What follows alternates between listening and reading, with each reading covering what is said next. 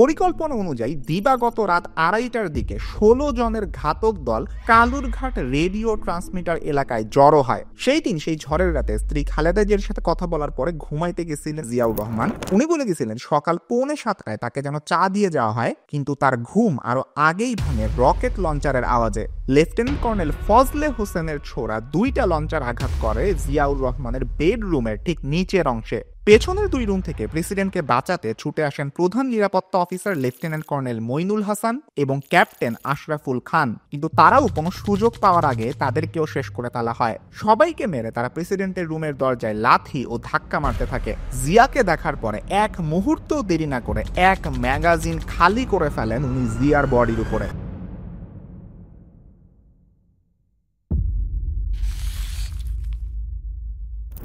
জিয়াউর রহমানকে শেষ করে ফেলার প্লট কিন্তু শুরু হয়েছিল 1981 সালেরও আরো অনেক আগে। প্রথম দিকের প্ল্যান 1980 ডিসেম্বরে বাংলাদেশ মিলিটারি একাডেমি বা বিএম এর একটা অনুষ্ঠানে যোগ দেওয়ার জন্য জিয়াউর রহমান সহ আরো অনেক হাই র্যাঙ্কড অফিসিয়ালের ওইখানে যাওয়ার কথা ছিল।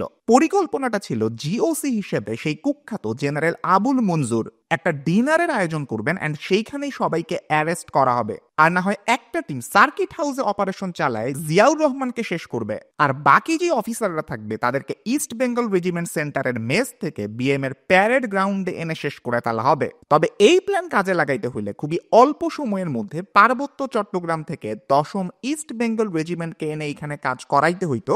মঞ্জুর কিন্তু এই রেজিমেন্টকে একদিনের মধ্যে চট্টগ্রামে মুভ করার অর্ডার দেন, কিন্তু ওরা এত অল্প সময়ের মধ্যে পৌঁছাইতে পারে নাই, তাই প্ল্যানও বাস্তবায়ন করা যায় নাই। দ্বিতীয়বার জিয়াউর রহমানকে দুনিয়া থেকে সরাই ফেলার চেষ্টা করা হয় 1981 সালের ফেব্রুয়ারি মাসে। কক্সবাজার সমুদ্র সৈকতে একটা সামরিক মহড়াতে জিয়াউর রহমান সহ অন্যান্য সব ফোর্সের হাই র্যাঙ্ক অফিসার এবং বেসামরিক ব্যক্তি হিসেবে প্রধানমন্ত্রী সহ আরো কয়েকজন মন্ত্রীর উপস্থিত থাকার কথা ছিল।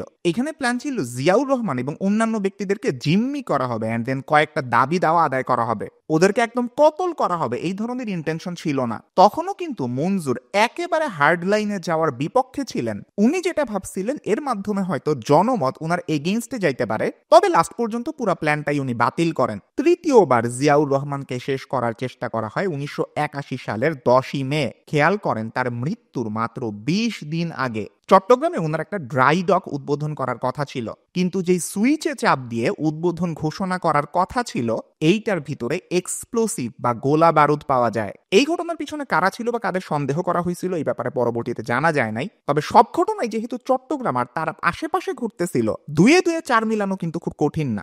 এখন তাইলে প্রশ্ন, এই জেনারেল আবুল মঞ্জুরের আসলে রাষ্ট্রপতি জিয়াউর রহমানের সাথে কি সমস্যা ছিল আর চট্টগ্রাম কেন বারবার আলোচনায় উঠে আসতেছে? দেখে 1975 সালের 7 নভেম্বর সিপাহী বিপ্লব হইল এন্ড দেন জিয়া একদম ক্ষমতার কেন্দ্রে চলে আসলেন। উনি আসার পরে সেনাবাহিনীতে একটা বিরাট রদ বদল করা শুরু করেন।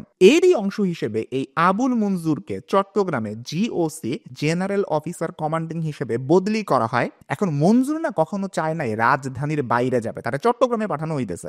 রাজধানীর বাইরে যাওয়া মানেই তার ধারণা ছিল ক্ষমতার কেন্দ্র থেকে সে দূরে থাকতেছে, আর এই জন্য উনি সেই সময় অনুরোধ করছিলেন, ভাই আমার ক্ষমতা তুমি কমায়া দাও, আমাকে তোমার জিওসি বানানো লাগবে না, তুমি আমাকে defence services command and staff কলেজের প্রিন্সিপাল করে হলেও ঢাকায় থাকার অনুমতি দাও। জিয়া অবশ্য তার কথা পাত্তা দেন নাই অ্যান্ড মঞ্জুর ওই রাগটা অনেক দিন ধরে ছিলেন। চট্টগ্রামে উনি আসলেন, পার্বত্য চট্টগ্রামের অস্থির অবস্থার উনি সুযোগ নিলেন, নিজের একটা এম্পায়ার বা সাম্রাজ্য দাঁড় করাইলেন, নতুন নতুন ইউনিট গঠন করলেন, বেশি বেশি মেশিনারিজ আইনা নিজের পজিশন উনি শক্ত করলেন, পাশাপাশি আর্মির সবচেয়ে মেধাবী ইয়াং অফিসারদেরকে নিজের কমান্ডে নিয়ে আসতেছিলেন। এইটা নিয়ে তার একটা গর্বও ছিল।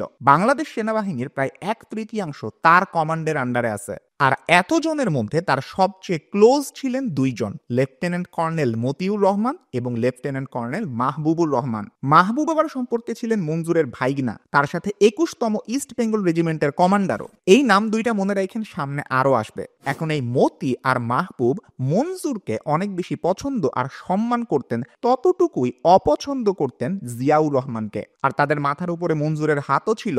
ঘটনার বছর 2 আগে থেকেই মতি মাহবুব ষড়যন্ত্র শুরু করে। তারা দলে ভেড়ায় আরো দুইজনকে, লেফটেন্যান্ট কর্নেল দেলোয়ার হোসেন এবং মেজর এস এম খালিদ। মঞ্জুর এখানে পৃষ্ঠপোষকতা করতেছেন। 5 জনের একটা নেক্সাস তৈরি হইল জিয়াউর রহমানের এগেইনস্টে। এর মধ্যে মেজর খালিদ যে দায়িত্বটা পান, আর্মির জুনিয়র যেসব অফিসাররা ছিল তাদের মধ্যে জিয়াউর রহমান এবং সরকারের এগেইনস্টে প্রোপাগান্ডা ছড়ানো শুরু করেন। আর মঞ্জুর, মতি, মাহবুব ওরা মিলে আর্মির আরেকটু হায়ার র্যাঙ্কের যে অফিসিয়ালরা আছে ওদেরকে ইনফ্লুয়েন্স করা শুরু করেন। যত বেশি মানুষের মধ্যে নিজেদের আইডিওলজি বা আদর্শ ছড়ায় দেওয়া যায় তত দ্রুত বিপ্লব ঘটানো যাবে, এইটাই ওদের চিন্তা। এই যে তলে তলে এত কিছু ঘটতেছে, সরকারের যে গোয়েন্দা সংস্থা আছে, আপনার কি মনে হয় তারা কিছু জানতো না? এইটা ডেফিনেটলি সামরিক গোয়েন্দা সংস্থার নজরদারিতে ছিল। এখন মঞ্জুর এটা টের পায় গেছিল। আর এই কারণে গোয়েন্দা সংস্থার চট্টগ্রাম অঞ্চলের অধিনায়ক লেফটেন্যান্ট কর্নেল আবু লায়েস চৌধুরীকে 1981 সালের ফেব্রুয়ারি মাসে ক্যান্টনমেন্টে ঢুকতে উনি নিষেধ করে দেন। তার মানে বুঝতেছেন মঞ্জুর তার প্ল্যানের ব্যাপারে কতটা সতর্ক ছিলেন।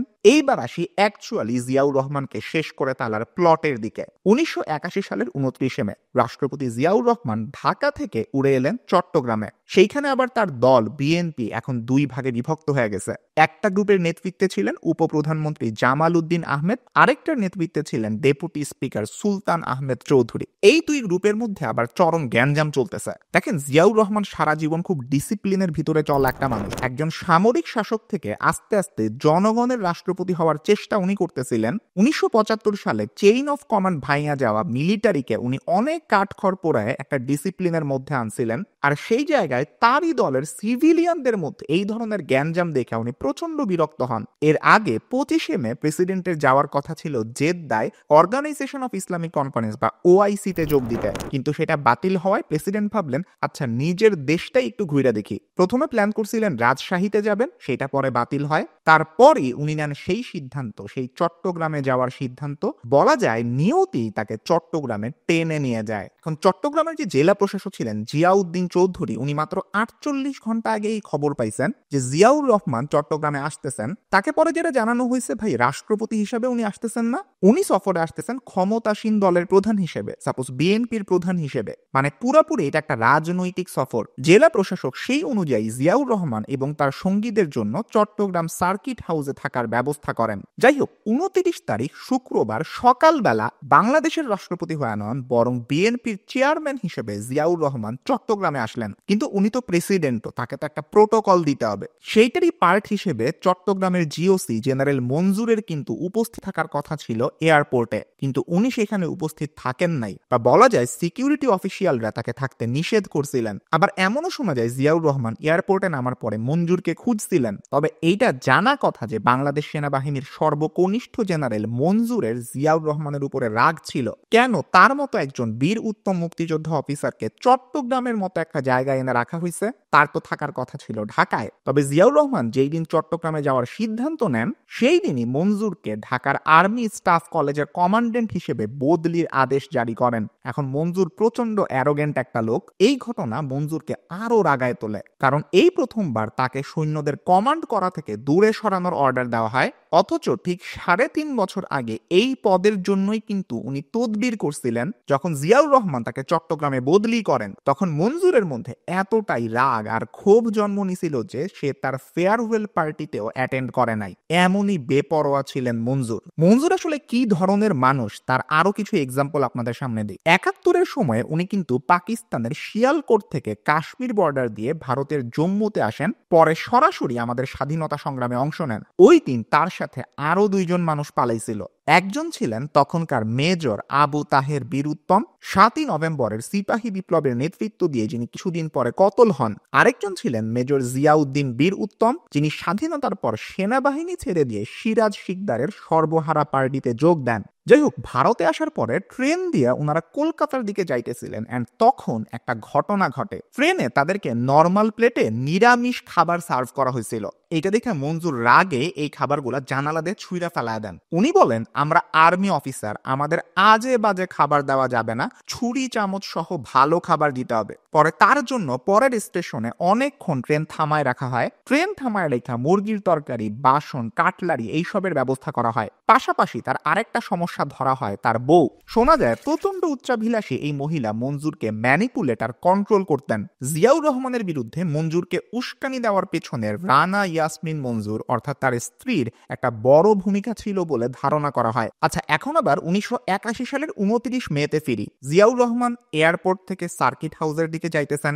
রাস্তার দুই পাশে লাইন ধরে মানুষজন দাঁড়ায় আছেন, হাত নাড়তেছেন, প্রেসিডেন্টও তার জবাব দিতেছেন। লোহার গেট পেরিয়ে গাড়ি বহর ঢুকলো প্রায় 100 বছরের পুরনো চট্টগ্রাম সার্কিট হাউসে। প্রেসিডেন্ট এরপর নাস্তা করে বিশ্রাম নিয়ে দলের নেতাদের সাথে বসেন। এরপর তিনি জুম্মার নামাজ পড়ার জন্য যান চকবাজারের চন্দনপুরা মসজিদে। প্রেসিডেন্টকে দেখার জন্য তখন মানুষ প্রচন্ড ভিড় করে। নামাজ শেষ উনি করলেন, দেন আবার সার্কিট হাউসে ফেরত আসেন। দলের নেতাকর্মী আর বিভিন্ন গুরুত্বপূর্ণ মানুষের সাথে উনার কথোপকথন হইতে থাকে। রাজনীতি যে আসলে কতটা নোংরা একটা জায়গা এটা উনি হাড়ে হাড়ে টের পাইতে থাকেন। এত ঝামেলা যখন শেষ, প্রেসিডেন্ট তখন প্রচন্ড টায়ার্ড, নিজের সুটে ফেরত গেছেন আর ফোন করছেন তার স্ত্রী খালেদা জিয়াকে। বাইরে তখন প্রচন্ড ঝড় বৃষ্টি আর বজ্রপাত হইতেছিল। আবহাওয়া যদি এরকম খারাপ না থাকতো, জিয়াউর রহমান হয়তো সেই রাতেই ঢাকায় ব্যাক করতেন, কারণ উনি সাধারণত ঢাকার বাইরে রাত কাটাইতেন না। এন্ড এই আলাপটাই ছিল নিজের স্ত্রীর সাথে তার জীবনের শেষ আলাপ। এইটা হয়তো তার ধারণারও বাইরে ছিল যে আজ রাতেই উনি শেষবারের জন্য ঘুমাইতে যাইতেছেন। 1980-81-তে 2-3টা ব্যর্থ চেষ্টার পরে যখন ষড়যন্ত্রকারীরা তাদের সব পরিকল্পনা বাদ দিতে নিছে, ঠিক তখনই একটা ঘটনা তার ভবিষ্যৎ নির্ধারণ করে দেয়। সারা জীবন জিয়াউর রহমান খুবই ভাগ্যবান হইল, জীবনের একদম শেষ ভাগে ভাগ্য তার বিরুদ্ধে কাজ করে। তার প্রিন্সিপাল স্টাফ অফিসার বা সেক্রেটারি লেফটেন্যান্ট কর্নেল মাহফুজ জিয়ার মৃত্যুর 3 থেকে 4 দিন আগে গল্পে গল্পে তার পুরাতন বন্ধু কর্নেল মতিকে জানিয়ে দেয় জেনারেল মনসুরকে আর্মি স্টাফ কলেজের প্রিন্সিপাল হিসাবে বদলি করে ঢাকায় আনা হচ্ছে। এইসব ডিসিশন কিন্তু অর্ডার হওয়ার আগ পর্যন্ত গোপন থাকে, কিন্তু মাহফুজ ইচ্ছা করেই জেনারেল মঞ্জুরকে সতর্ক করতে এই খবরটা মতিকে জানায়। আর আগে তো বলছি মতি মঞ্জুরের কতটা ক্লোজ ছিল। এই খবরটা শুনে না মতি ঠিক করে 29 তারিখ জিয়া যখন চট্টগ্রামে যাবে সেইখানেই তাকে শেষ করে ফেলা হবে। আর উনি তখন মাহফুজকে সাথে নিয়ে বঙ্গভবনের ভিতরে যান, সিকিউরিটি সিস্টেমটা চেক করে দেখেন। পরের দিন মতি চট্টগ্রামে ফিরে কর্নেল দেলোয়ার এবং মেজর খালিদের সাথে বৈঠক করে বলেন যে জিয়া চট্টগ্রামে আসলে সার্কিট হাউস থেকে তাকে অ্যারেস্ট করে হেলিকপ্টার দিয়ে বঙ্গভবনে নিয়ে যাওয়া হবে। তারপর জিয়া সহ অন্যান্য সিনিয়র অফিসারদের এনে হয় পদত্যাগ করানো হবে, নয় তাদেরকে দুনিয়া থেকে সরায় ফেলা হবে। কিন্তু পরেই ওরা বুঝতে পারে এই প্ল্যানটা খুব রিস্কি হয়ে যাইতেছে, এটারে বাতিল করি। তবে একটা বিষয় সবাই একমত থাকে, মনসুর চট্টগ্রামে থাকতে থাকতেই জিয়াকে দুনিয়া থেকে সরাইতে হবে। পরে এমন কিছু সম্ভব নাও হইতে পারে। এই প্ল্যানের অংশ হিসেবে মতি ক্যান্টনমেন্টে একটা গুজব ছড়ায় দেয় যে ও ঢাকায় যা শুনছে চট্টগ্রামে স্বাধীনতা সংগ্রামে অংশগ্রহণ করা যেই সব অফিসাররা আছে তাদেরকে বাছাই করে করে এক এক করে খতম করে দেওয়া হবে। আর তারাও শুনছে মঞ্জুরকে বদলি করে দেওয়া হবে। এন্ড অফিসাররা এটা বিশ্বাস করে ভয় পায় যান। মতির প্ল্যান কিন্তু এটাই ছিল,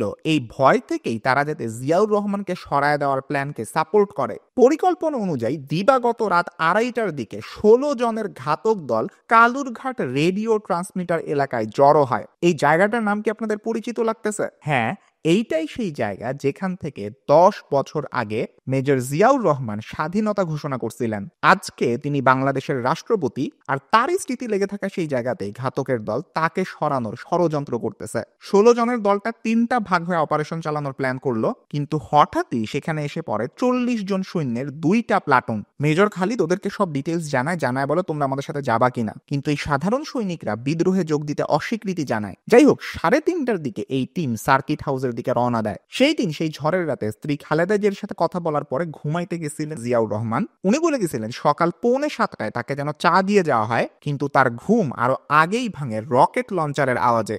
লেফটেন্যান্ট কর্নেল ফজলে হোসেনের ছোড়া 2টা লঞ্চার আঘাত করে জিয়াউর রহমানের বেডরুমের ঠিক নিচের অংশে। এখন এখানে একটা ঘটনার কথা বলে রাখা ভালো, চট্টগ্রামে আসার জন্য জিয়াউর রহমান যখন রেডি হইতেছিলেন তখন ডিজিএফআই এর মহাপরিচালক মেজর জেনারেল মোহাম্মদজান চৌধুরী উনি জিয়াউর রহমানকে অনুরোধ করছিলেন এইখানে না আসতে, কারণ ডিজির কাছে খবর ছিল চট্টগ্রাম ক্যান্টনমেন্টে একটা ষড়যন্ত্র হইতেছে। কিন্তু শক্ত কোনো প্রমাণ ছিল না, যে কারণে জিয়াউর রহমান তার কথা খুব গুরুত্ব সহকারে নেন নাই। তারপরে শেষ চেষ্টা হিসেবে ডিজির সাথে সাহেব বলছিলেন জিয়াউর রহমান যাতে সেখানে রাতটা না কাটান, কিন্তু ততক্ষণে অনেক দেরি হয়ে গেছে। হামলাকারীদের তীব্র আক্রমণের মুখে পাহারায় থাকা যে পুলিশ এবং প্রেসিডেন্টস গার্ড রেজিমেন্টের সদস্যরা ছিল তারা একদম পালানো শুরু করছে। গার্ডরা তখন শেষ, প্রেসিডেন্ট সুইটের সামনে কেউ ছিল না। বিনা বাধায় তারা দোতলায় উঠে আসে। তখন পিজিআর বা প্রেসিডেন্টস গার্ড রেজিমেন্টের ক্যাপ্টেন হাফিজ করিডোরের শেষ মাথা থেকে প্রতি আক্রমণ করেন, তবে উনিও বেশিক্ষণ টিকতে পারেন নাই। পেছনের 2 রুম থেকে প্রেসিডেন্টকে বাঁচাতে ছুটে আসেন প্রধান নিরাপত্তা officer lieutenant colonel Moinul Hasan এবং ক্যাপ্টেন আশরাফুল খান, কিন্তু তারাও কোনো সুযোগ পাওয়ার আগে তাদেরকেও শেষ করে ফেলা হয়। সবাইকে মেরে তারা প্রেসিডেন্টের রুমের দরজায় লাথি ও ধাক্কা মারতে থাকে। অবাক গলায় প্রেসিডেন্ট জিয়া জিজ্ঞেস করেন, তোমরা কি চাও? তার সবচেয়ে কাছে থাকা ক্যাপ্টেন মোসলেউদ্দিন বলেন, স্যার আপনি ঘাবড়াবেন না, ভয়ের কিছু নাই, আমরা আপনাকে নিয়ে যাব। কিন্তু তার কথা শেষ হওয়ার আগেই হঠাৎ সামনে চলে আসেন লেফটেন্যান্ট কর্নেল মতিউর রহমান। জিয়াকে দেখার পরে এক মুহূর্ত দেরি না করে এক ম্যাগাজিন খালি করে ফেলেন উনি জিয়ার বডির উপরে। স্তম্ভিত হয়ে তাকিয়ে থাকেন তার কয়েকজন সঙ্গী, যারা ভেবেছিল জিয়াকে শুধুই জিম্মি করা হবে। আর এইভাবেই বাংলাদেশের রাষ্ট্রপতি জিয়াউর রহমানের জীবনের অধ্যায়ের সমাপ্তি ঘটে। দেখেন, আজকের এই ভিডিওটা পুরোপুরি জিয়াউর রহমানের জীবনের শেষ দিনগুলো নিয়ে ছিল। আমি অনেক বর্ণনা ডিরেক্টলি বলতে পারি নাই, কারণ সেগুলো এতটাই নৃশংস যেগুলো আবার কমিউনিটি গাইডলাইনে ইউটিউবের মধ্যে ধরা খাবে। যেটাই হোক, আরেকটা জিনিস বলার ইচ্ছা ছিল, সেটা হচ্ছে জিয়াউর রহমান মারা যাওয়ার পরে আফটার ম্যাথে কি হয়েছিল, এই জেনারেল মঞ্জুরও কিন্তু আর বাঁচেন নাই। এই ঘটনাগুলো আবার ভিডিওতে ইনক্লুড করতে গেলে ভিডিও অনেক লম্বা হয়ে যাবে, যে কারণে আমি যে কাজটা করছি আপনাদের জন্য পুরো স্ক্রিপ্ট আমি ওপেন করে দিছি।